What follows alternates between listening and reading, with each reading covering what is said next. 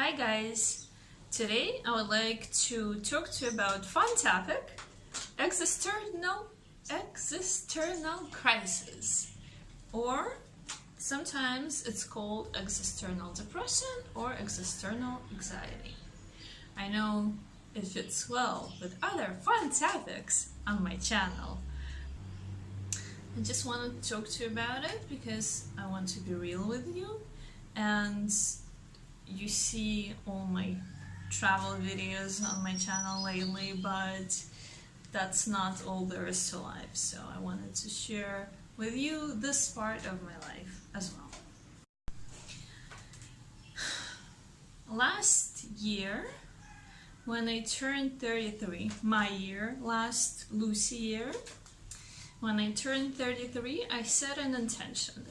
My intention was to spend as much of the following year traveling as I possibly could, which I'm achieving pretty well, given that that summer, right after my birthday, I spent most of it in Europe, and I went on a cruise to Bahamas, and I went to I don't remember if I went to Martinique before my birthday or after, but and now I'm in Indonesia and Southeast Asia for the next 6 months. And even though it may seem like I am bragging, I'm actually not. I just wanted to express that I pretty much achieved my ultimate goal for this year. And one of the reasons I was hesitant about sharing this video is because when you're in a really good place and you got what you wanted, you kind of like, the notion in the world is you have no right to complain. And I feel super privileged. I feel super grateful and super privileged for this opportunity to do what I'm doing right now, which is to travel and to experience this life to the fullest and to live out different scenarios that I probably wouldn't be able to, and most people probably don't even get a chance to experience them. So I am very grateful, but at the same time it's not true that you don't have the right to have certain feelings. So yeah, no matter how great your life is at this point, you have the right to feel how you feel. Like, a lot of people I know feel like they have no right to feel anxious, or they have no right to be sad because everything is so well and their family is wonderful and they have, you know, enough money, and there are so many people who have it so much worse and they're not complaining, so why should I? Right? But that's not how it works. You have the right to feel how you feel no matter what. Like, no matter how great it is, your life is, you have the right to feel sad. You have the right to feel sad, you have the right to feel anxious, you have the right to feel anything at all. All feelings are valid. There is no such thing as being wrong. Like, that's not a thing. Whatever you're feeling is valid. Alright, so let's dive into existential anxiety or existential crisis, existential depression. They're all pretty much the same thing. What is it? Well, it's a period of time when a person starts to reevaluate their life, the meaning of life, the meaning of their life, the meaning of life in general, and it's a time where we realize that we have many more choices than we originally thought. So there are 4 potential causes for this existential crisis to occur. One is death of a loved one. The second one is freedom, and that's a very interesting one because we fight and kind of strive to freedom our entire lives. And when we're faced with a lot of freedom, we realize that there are many choices, many more choices than we expected. The other two is isolation. We're people, we're social creatures, and being in isolation is actually makes us sick. And the last one is meaninglessness, meaning that we start to perceive our actions and our life as meaningless. It kind of ties in with the rest of them, meaning that if we're going to die anyway, then what's the point of me doing whatever it is that I'm doing? For me personally, like, I'm not having a major crisis or any major breakdown, but I do a lot of personal development work. I meditate every day, I do Vipassana meditation, I do breath work, and a bunch of other things.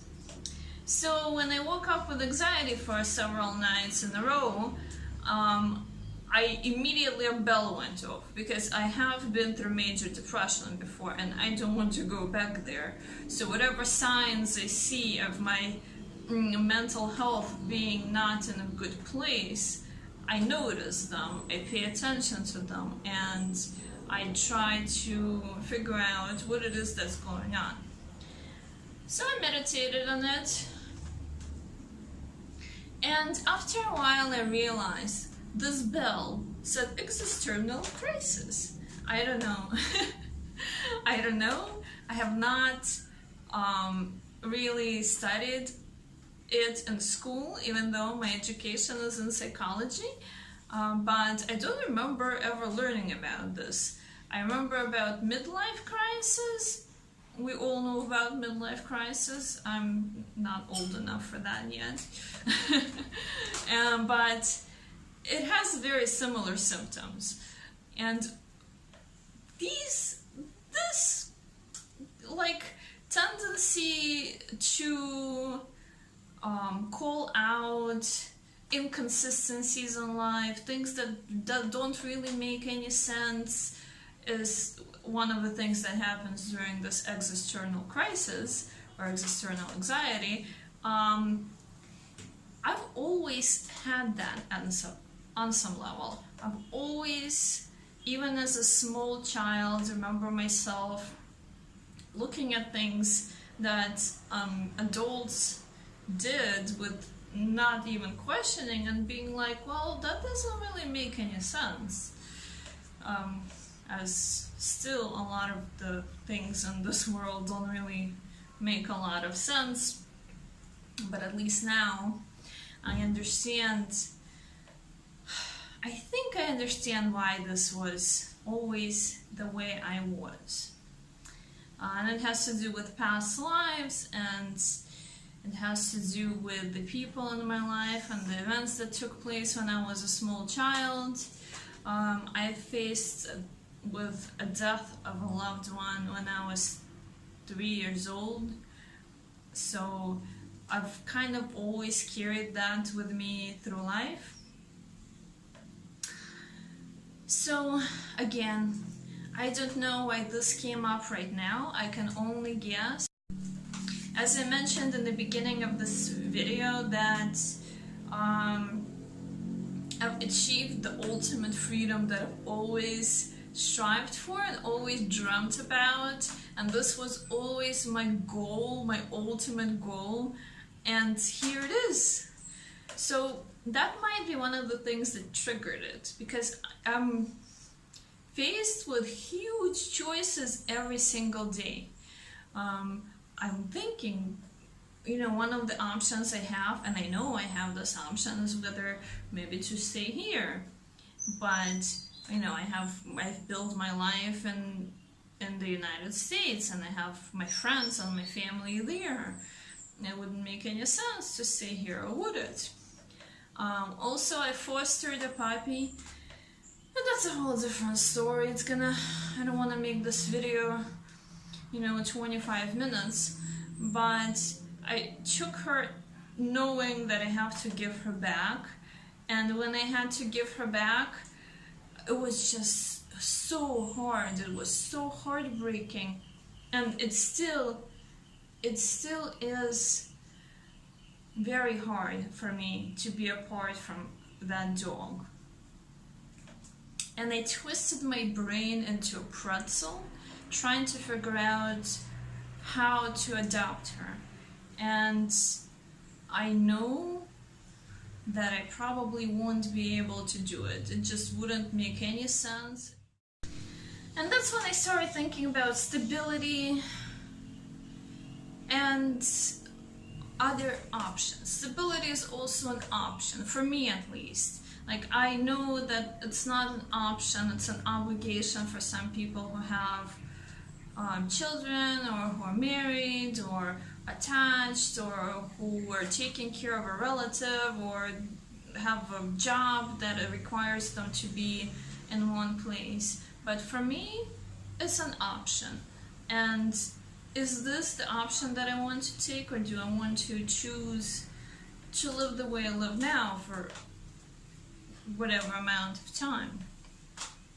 So I guess these are the questions that have been on my mind. They haven't really been on my mind until I sat down, I meditated, and I thought about it. So how do you deal with this existential crisis? How does one deal with it? Alright, the first thing to do is to stop all the distractions. I know we like to distract ourselves with our phone, Facebook, Instagram, YouTube, and whatever else it is that we do to distract ourselves from actually paying attention to what's going on within ourselves.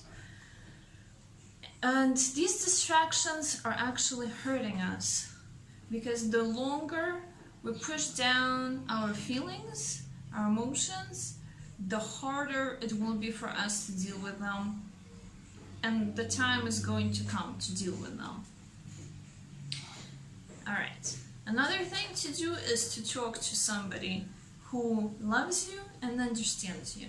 This person doesn't have to be a mental health professional, although that would probably be beneficial in some cases, and depending on the severity of your depression, and if this has lasted for a long time, you probably should talk to a mental health professional.